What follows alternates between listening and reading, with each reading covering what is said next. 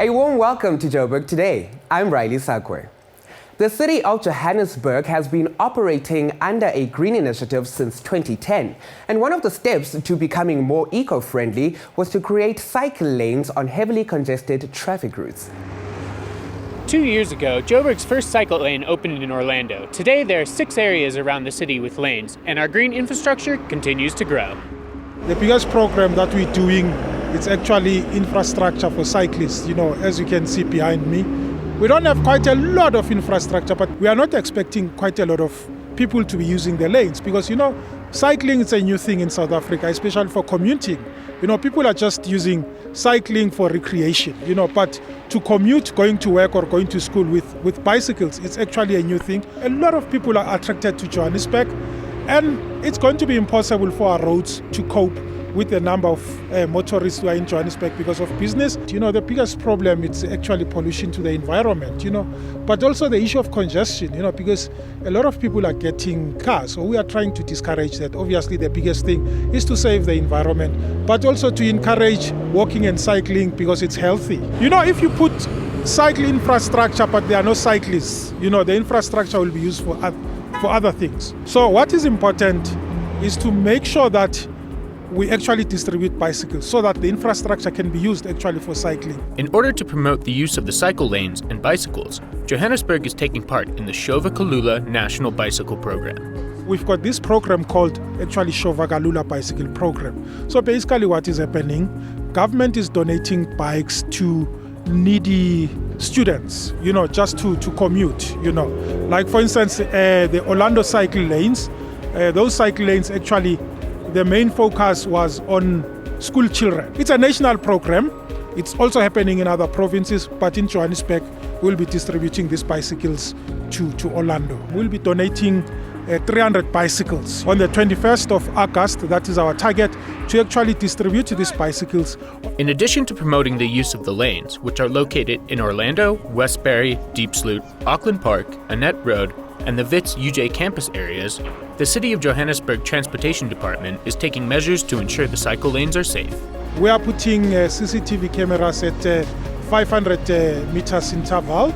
They are connected to pen more towers at JMPD offices. So basically there is a control room whereby JMPD officers are actually looking at the cycle lanes. The reasons for the cameras, the biggest thing is actually safety, to provide safety to cyclists.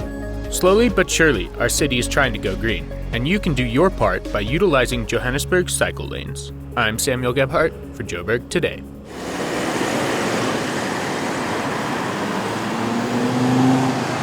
I'm Bryce Nicholson, and you're watching Joburg Today. Join the conversation on our Facebook page, that's joburgtoday.tv. Follow us on Twitter at Joburg Today. And if you're one of those people who are constantly on the move, then pockettv.mobi. That's pocket with an I. While some are stuck in bumper-to-bumper traffic, others, like the Rex family, bypass this irritation by using Joburg's cycle lanes. We're here with the Rex family, who all use bicycles to commute to and from school and work. Started commuting, I did a job in London about 10 years ago, and there it's a lot easier to use a bicycle than to use either the public transport, especially after the bombings on the underground.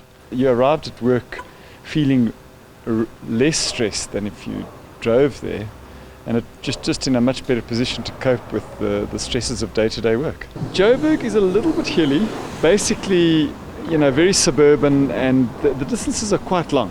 So, those are the biggest challenges. I feel it's actually safer now than it was 30 years ago, in the sense that there's so much traffic calming and road closure that actually, if you pick your route and plan your route carefully, it feels very safe to me, and definitely safer than it was in London. It's healthier for a start, but it's more enjoyable than riding in the car. It gets me going for the day, really. I guess traffic is a problem. Not so much as cars going too fast, but going through high traffic areas, cars are a bit inconsiderate on the road. Riding, it's fun. The wind through my hair, it's nice. I think that it's a good thing to do in terms of my carbon footprint. It keeps me fit, it gets me to work quicker, and I don't have to sort of stress in traffic really. I feel quite safe on the road. The taxi drivers are my best, they're very aware of me. I absolutely love the freedom it gives me. I have a very lovely commute. It's oak-lined and jacaranda canopied, and it just feeds my soul. As you can see, driving is not the only form of effective transport. In many cases, cycling is healthier and faster for you and the city of Johannesburg. I'm Suyo Matebula for Joburg Today.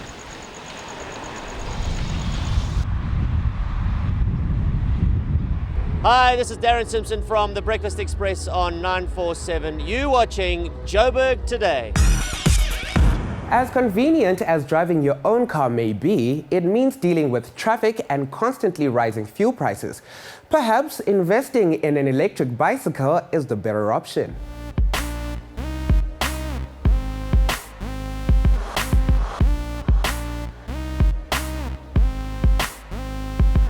Psychology is a green mobility company specializing in electric bicycles, curbing the frustrating idea of being stuck in traffic.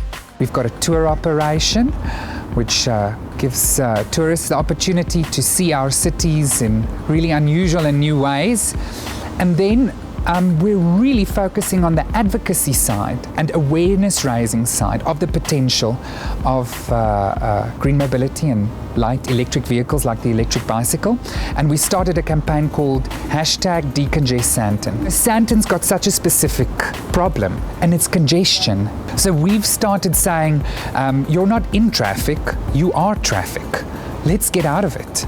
Johannesburg is becoming a progressive cycling city, and we're seeing this phenomenon mushroom. We believe that #Decongest Sandton is just one piece of the bigger puzzle that's going to put us in a position where we use these bicycles as tools to open up the city, to create access for people to freer forms of mobility, so that we don't have to be trapped by the choices we made with cars and other modes of transport. People who could really benefit from these electric bicycles or bicycle commute, they perceive it to be a poor person's mode of transport. Hell no, I want a car, right? We have these ideas. So we thought, if we put your boss on the bicycle in Sandton, aren't we going to shift your perception? I actually enjoyed it quite a bit, being a cyclist myself.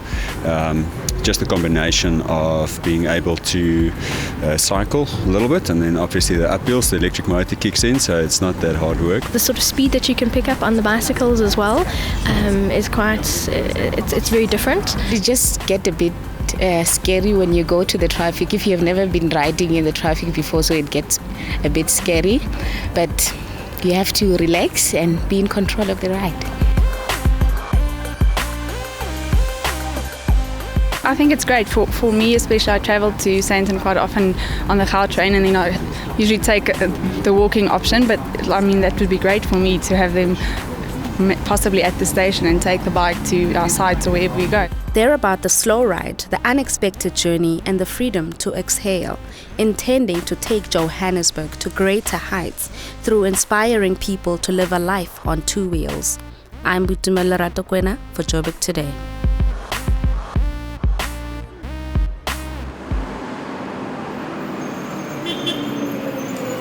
Hi, I'm Rebecca and you're watching Joburg Today. And that brings us to the close of today's program, but be sure to check out our playlist as well as City of Dreams. That's it from me, Riley. I leave you with White Boy Blues by Deep Fried Man. Back in ETV.